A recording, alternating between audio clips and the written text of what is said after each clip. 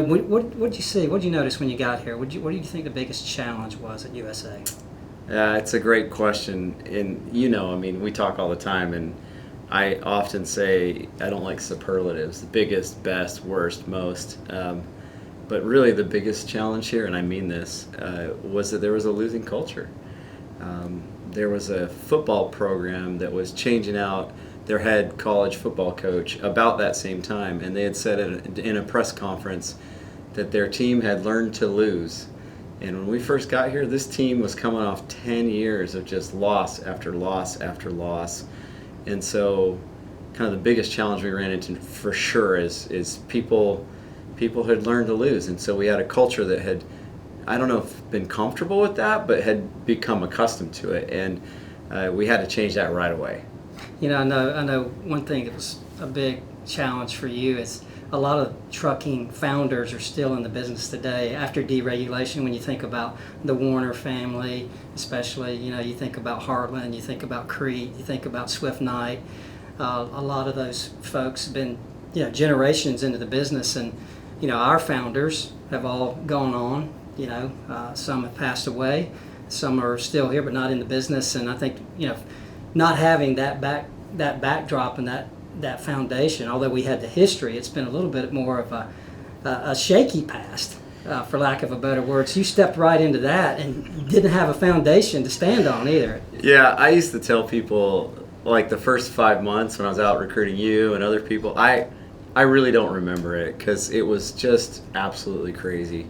But yeah, I mean, you've got all these founders that are out there. They've had this continuity of culture, continuity of process, continuity of leadership. And you and I have been out and talked to investors together. I mean, what we tell the investors is that what happened at USA Truck was that there was a leadership gap. It was a failed leadership transition that led from really best in class, best in breed kind of performance for 20 plus years to what you and I affectionately call the lost decade. And, we had to tap back into that. And that's what we've been trying to do here the last few years.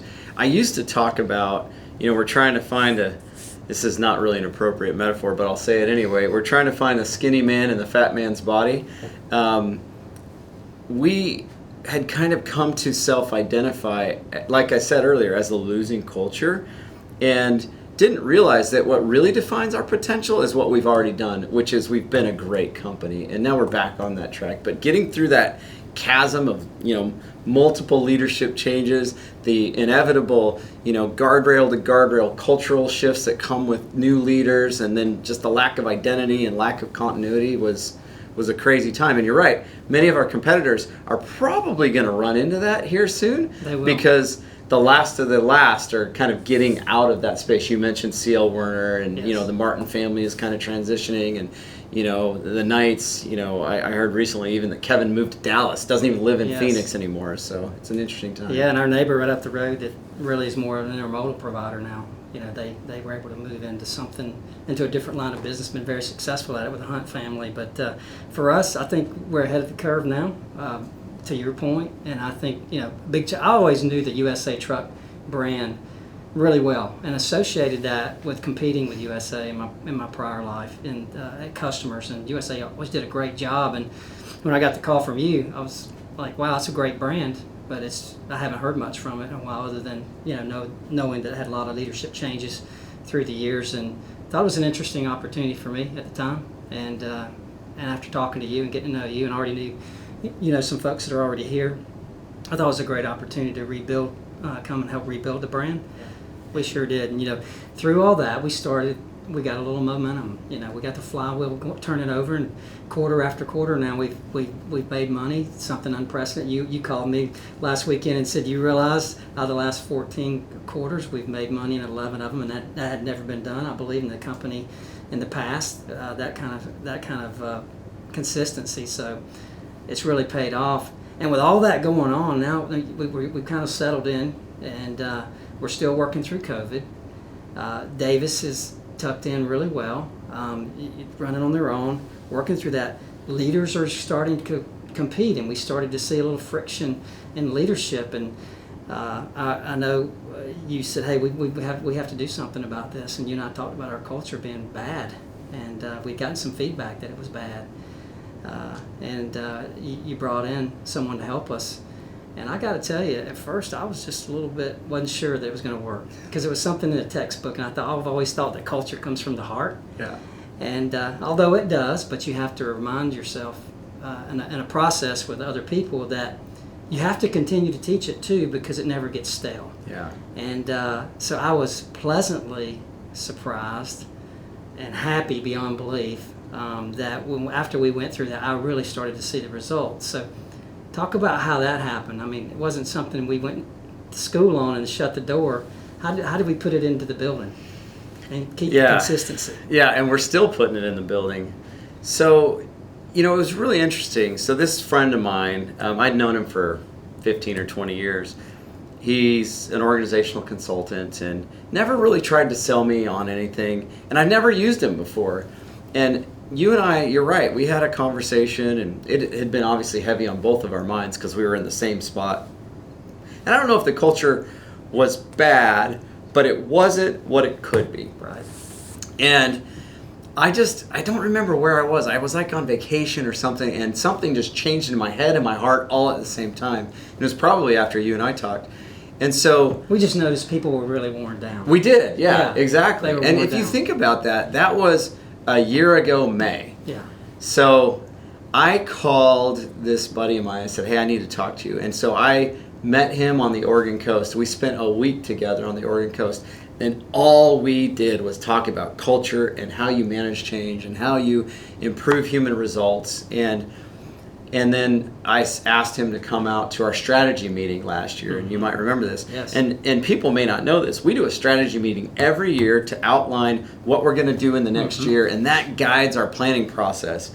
And that year, if you recall, we didn't talk about anything but people. Exactly. We didn't talk about business strategy. And I think kind of an unintended consequence of that is in the last year we were all a little skittish, which led to our big strategy document that we've done recently. But we just talked about fixing the culture. Right. And so we went through this awesome exercise where we said, what does it take? Who do we want to be, first of all? So we outlined our key results. And then we said, what behaviors do we have today in the building that enable our current results? You remember this exercise? Yeah, absolutely. And then we said, what do we need them to be? And we had this list, and I showed you guys the other day, you remember I had a snapshot of it in our planning exercise. I had written down dozens of things, and then we talked about it, we prioritized it, and we came up with 6. And then you remember we put we put these big flip charts on the wall, and we started making kind of behavioral statements. What behaviors need to exist to get us from where we were to where we want to be on that list? And we all went around the room, and we edited each other's work, and we came up with 6 statements. Right. And that's what we came up with. And then we just started talking about it. First, we shared the key results with the organization. Then we changed we shared the behavioral changes that needed to occur. And then we started doing a bunch of storytelling, because those behaviors exist a lot of places in our organization.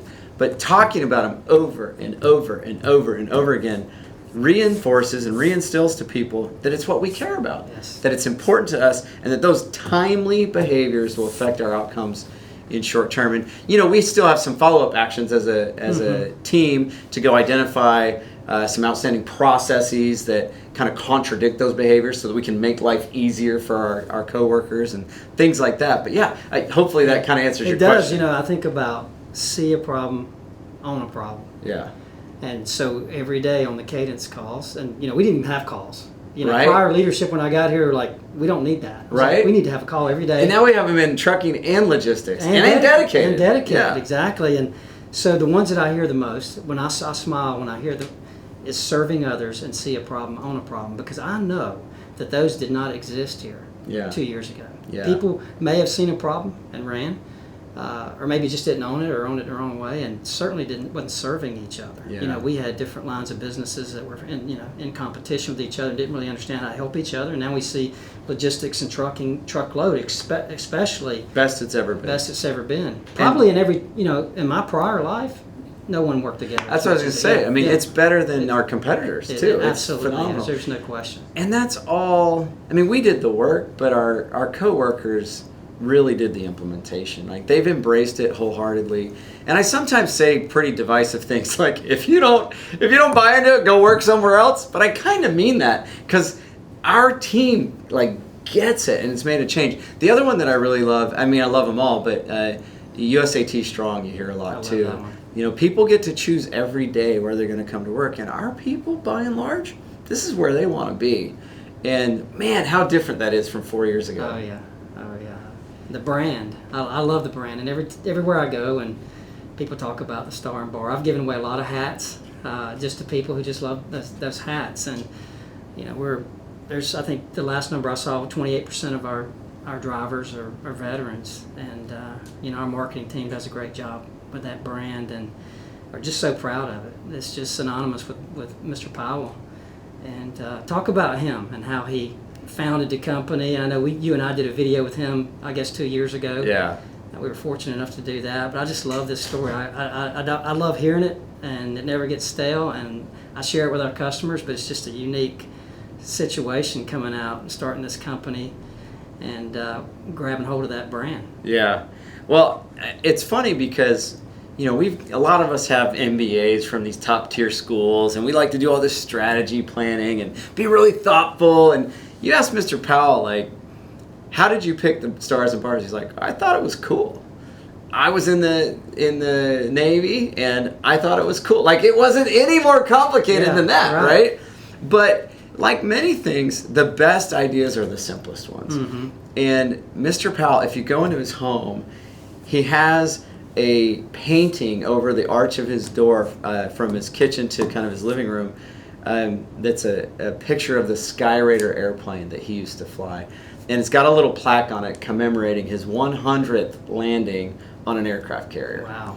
Pretty Takes cool. a special kind of guy to land an aircraft on an aircraft I carrier. did watch a video of an F-18, like from the pilot's perspective landing the other day, and that made me nervous. I can't imagine doing it in real life, Well, right? they say Mr. Powell still did his landings on dry land like he was on the... Everybody does say that. When he flew his private plane, they would bounce in, you know. But yeah, I mean, these guys, you know, spun out of ArcBest or ABF at the time. They created this company. Think about the incredible amount of risk that would have taken. And then to buy the company, the employees bought the company in, I think it was 1989. And then subsequent to that, to take it public. Those are all big risk-reward steps that, you know, the reason they have big rewards is because they have big risk. Or said differently, the probability of failure was higher than the probability of success. But they wanted to win. And, you know, this wasn't your question, but I mean, it's part of it in the sense of the story.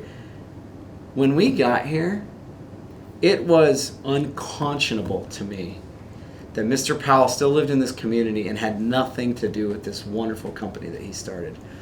And the things that were true when he started it and when he ran it, we still want to be true today. We want to be a market leader. We want our customers to turn to us for their solutions. We want it to be a place that people are really proud to work, just like it was. And it was none of those things when we got here, as we talked about earlier. And so it just, for me, became a priority to meet him. It took me 2 years to get him to even take a meeting with me. You remember that? Mm-hmm. And now I only see him a few times a year, but I consider him a dear friend. And I think he considers you and me and us dear friends because we've taken this stewardship. It's our responsibility to take the legacy that he and his friends and coworkers created and make it the future. And so this is kind of back where we started our conversation, but our goal is to return to the glory that we once had, you know, and you know, that could be a huge metaphor for life, right? Yeah. But yeah, Mr. Powell is just amazing, and he was hard to work with, and he was hard to work for. He had incredibly high standards. But you know what? Most winners do. You know, it's just interesting too, like Mr. Speed also, his family is still so passionate about USA, and I know you have contacted them. They're down in Texas, his daughter and family. family, and we're just grateful for all of them. I mean, there was a group of them. Obviously Mr. Powell led it, but Mr. Speed was in there too, and his family still is very interested in USA. And Absolutely. still one of our largest investors, and it's just been a great story.